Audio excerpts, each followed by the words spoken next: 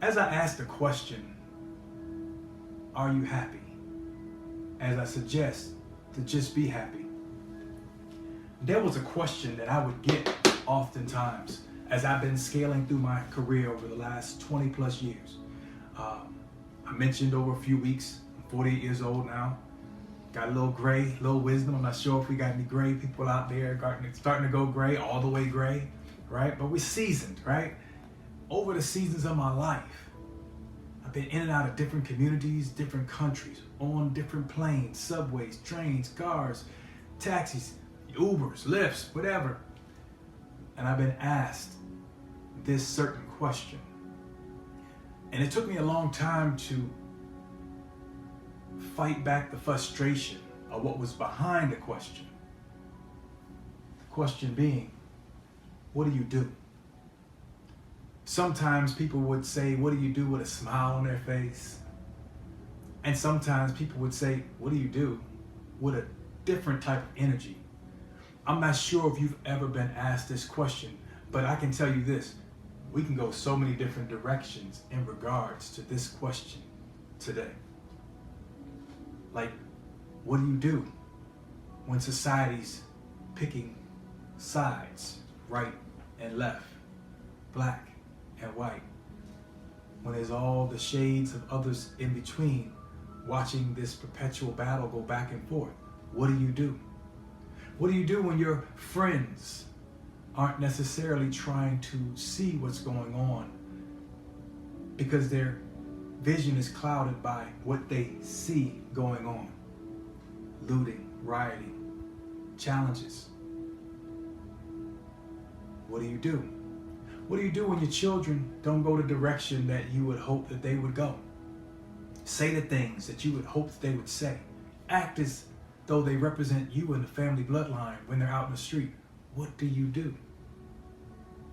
What happens when you don't get that promotion and somebody else? Maybe it's a female and you're a male. Maybe it's somebody that you consider wasn't as talented as you. They get the opportunity and you don't. What do you do? What do you do when you're a person of the faith and you come across individuals that maybe making life choices that don't always align with your beliefs, your commandments, your values? How do you address them? What do you do? See, today I want to work with this question. But again, when asked this question in my late 20s, mid 30s, on planes, in first class, walking into a nice hotel, at a business function, networking event, school, community event, what do you do? I struggled sometimes because I felt like the question wasn't so much a question. It seemed more like it was a challenge. You see, a challenge to say, qualify yourself. What do you do? What are you doing here? Is what I kind of heard. But that might not have been people's intention. It could have been simply, hey, what do you do? You're 6'4", you're one of the tallest people in the room, you're new here, you got on a custom suit. I love my custom suits. Shouts out to all my tailors, Seven Hills tailors, that keep me clean. But I love dressing up. And I used to really love to dress up and express my personality long before I hit the stage in the way I chose to dress. So I can see why somebody might ask, what is it that you do? Before I realized the light that was coming from me. You get on stage and people put lights on you. But do you know that you have an aura? You have a light that projects from you. And there are some people that are able to see that light in our society, in our communities, in our circle. Some aren't even aware that they see it. It's that halo, it's that it factor. Now in my 40s, heading towards a half a century, I don't need anybody to tell me that I got the light. I own it. I stopped and I looked in the mirror. And I really sat and I took time to think about, how are you going to answer this question, Johnny Williams, when you get asked by people of different walks of life, different ages, in different circles? How are you going to answer that question? Because they're reaching out. You may not like the tone, or you may wonder if it's a question or a challenge, but at the end of the day, you have an opportunity to reach out as well. And once we make that connection and you kill the con, which we've talked about in prior weeks, we kill the con and connection, you're able to teach. But first we got to reach each other. So when we take these right and left positions that I'm seeing on a daily basis with politics, I'm seeing this as it relates to our young people and our middle-aged people, our black people, our white people walking together, and those that are spectating, and those that take to social media and just formulate an opinion. What do you do? Today is more about the question than it is about the advice. I'm gonna let my heart flow with what I have to ask you. After this live is done, I want you to share it. Take on a challenge, share it with 10 friends. 10 friends you know you need to ask them, what do you do? Maybe you all have a secondary discussion. I'll make sure that the notes to today's presentation, today's Saturday Live, are posted. And that's a promise I'll make to you each week. I'll make sure that in the subject category above the live will always be the notes. So that way, if you want to just go through some of the things that I've talked about, understand or read, listen and focus in on the wordplay or the quotes that I might mention, they're all right there. So I began to sit with a statement that had a little edge and a little bit attitude to it. When asked, what do you do? Like, whatever it takes. Whatever it takes. And I'll be honest with you, there were times that I thought about that statement. Well, if they asked me like it's a challenge, I'm gonna say whatever it takes with a little attitude. If they ask me with a smile, then I'll say whatever it takes for us maybe to take a step, to walk together, to engage each other, to learn from each other. Maybe there's something you can teach me. Maybe you're a person in passing that I would say, hey, download my app. Think about it. It's a gift. It's a gift. Yes, I got a new book out. But I took parts of that book that would give you something to think about, and I said, that's free. So the app has a free component and a paid component. Paid component just gives you the quotes straight out of the book. But I always want to have my answer ready for what do you do. But it doesn't start and stop there. For I realized that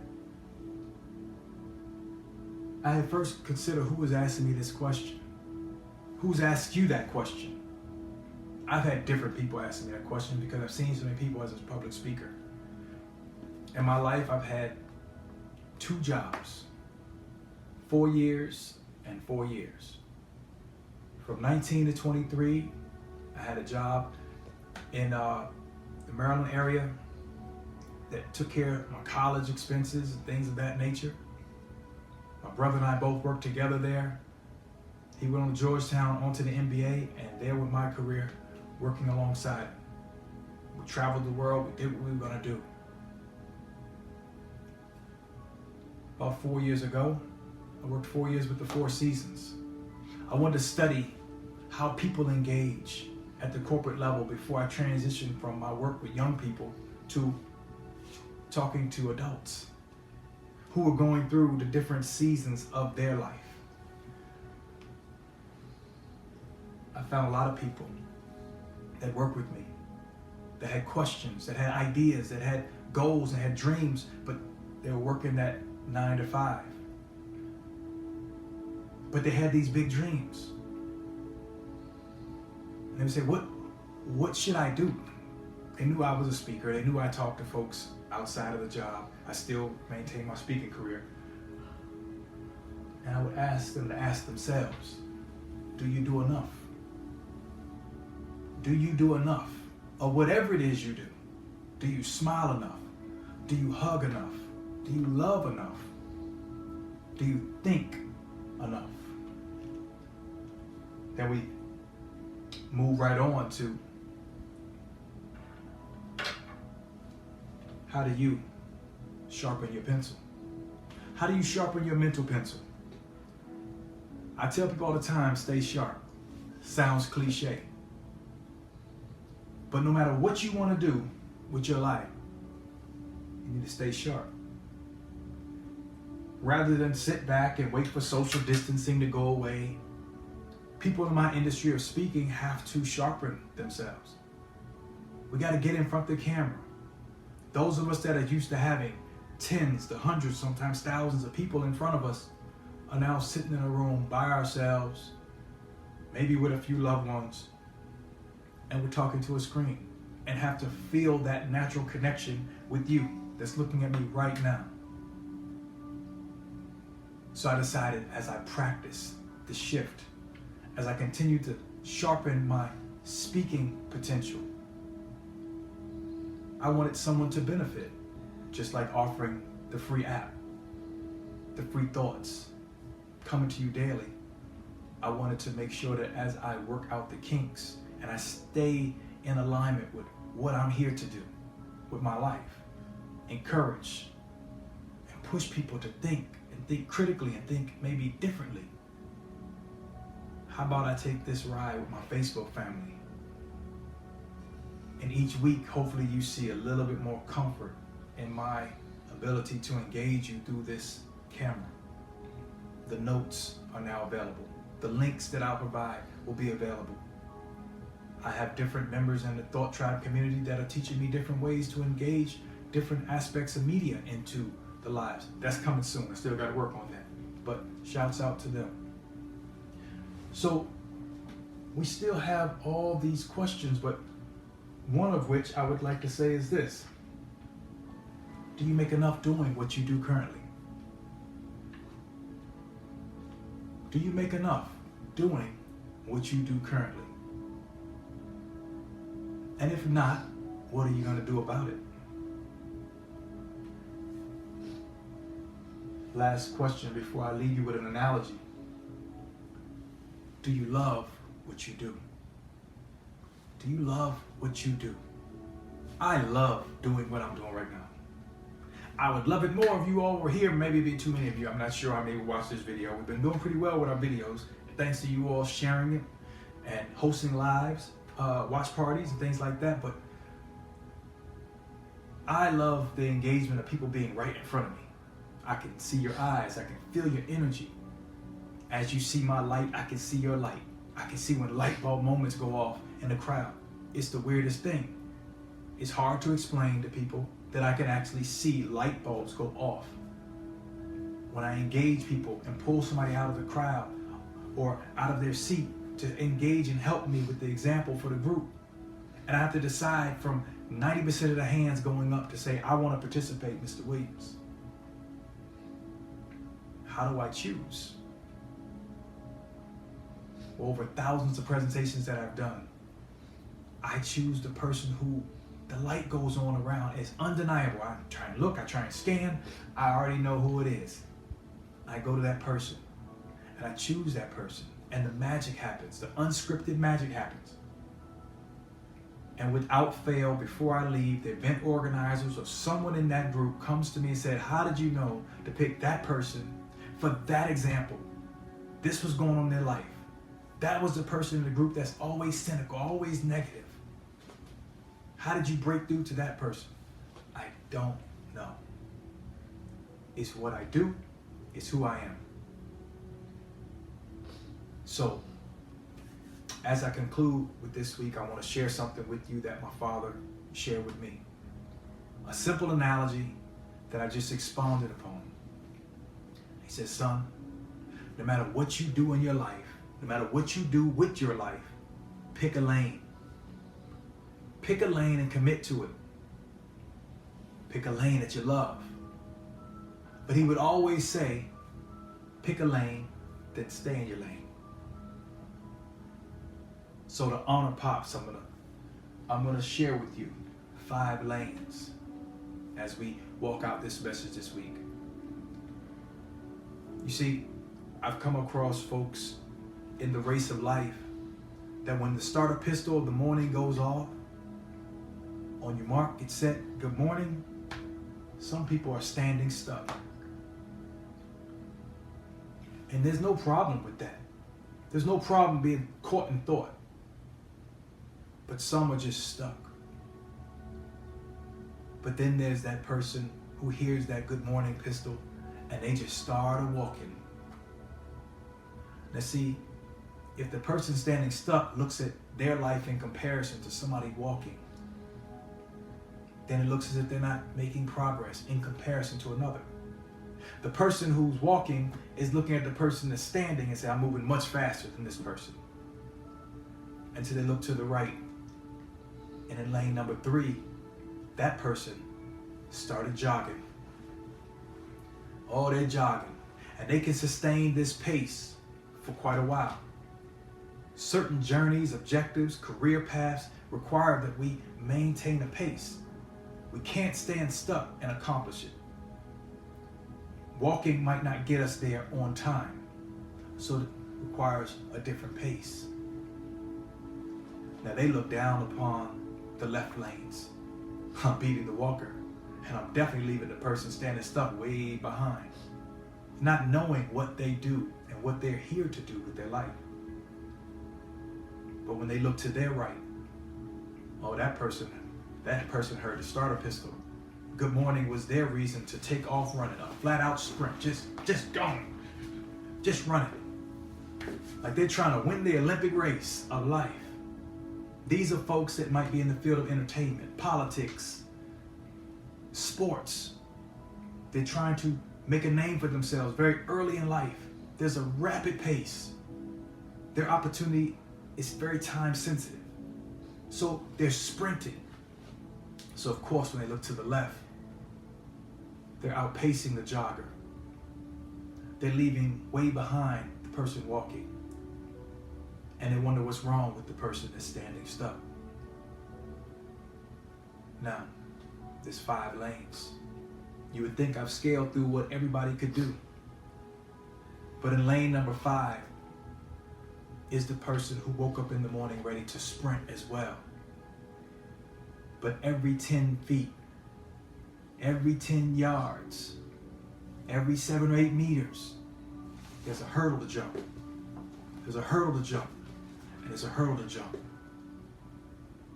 They're blinded by the hurdles, but sprinting and running nonetheless.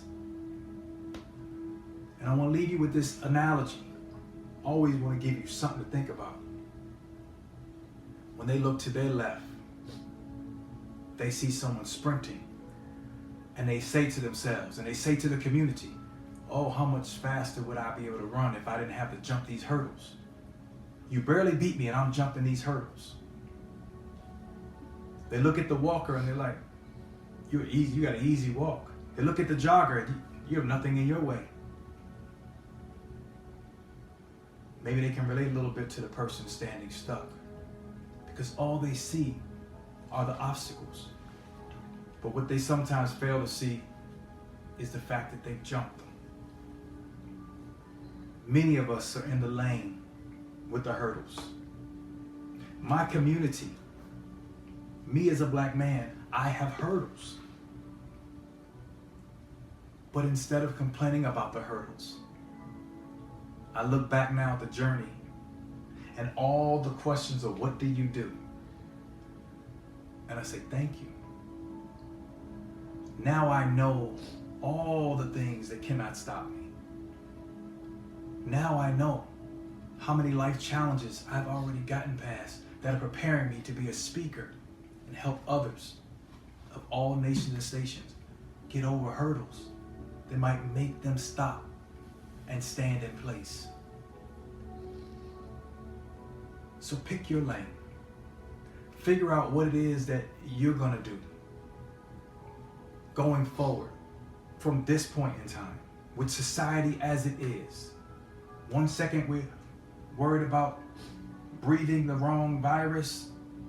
The next second we have people who are shouting they can't breathe. Take a moment. Take a deep breath. And figure out what you're going to tell the world that you do. What did you do about what's going on? Did you stop and reflect? Did you speak with a friend? Did you spew hate through this vehicle we call Facebook? Were you disrespectful towards people and want people to respect you? When we go back to what some people call life as usual, and I know I'm going on a few seconds over, I apologize for that, but just wanted to say what was on my heart. When we go back, if there's such a thing as going back, so as we tiptoe forward into whatever this is going to become, whatever normal we settle on, will folks go back at your Facebook feed and see a different type of you than you profess yourself to be? What has been your tone? What has been your contribution? What do you do? I'm going to leave in the notes section today one of my car conversations. It's called Enough is Enough. And that's what I believe that that is something that is all that's called for, is enough. Enough compassion, enough effort, enough self-confidence, enough self-awareness. But at this time, I think I've talked long enough. So make sure if you watch this after it's been lively taped, still hit the like button, leave comments. By all means, if you have any suggestions for topics, next week's topic is on forgiveness. I'm going to go ahead and put it out there. That was suggested by one of the Thought Tribe members, and I'm excited about that. It's going to be powerful. It's going to be a powerful live. So I invite you back next week.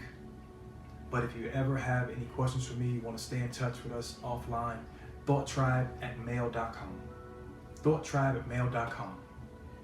As always, download the app. Think about it. An app on the Android store. And I say, as always, live while we're living. Live while we're living. Johnny Williams III, signing off, saying peace. Have a great week.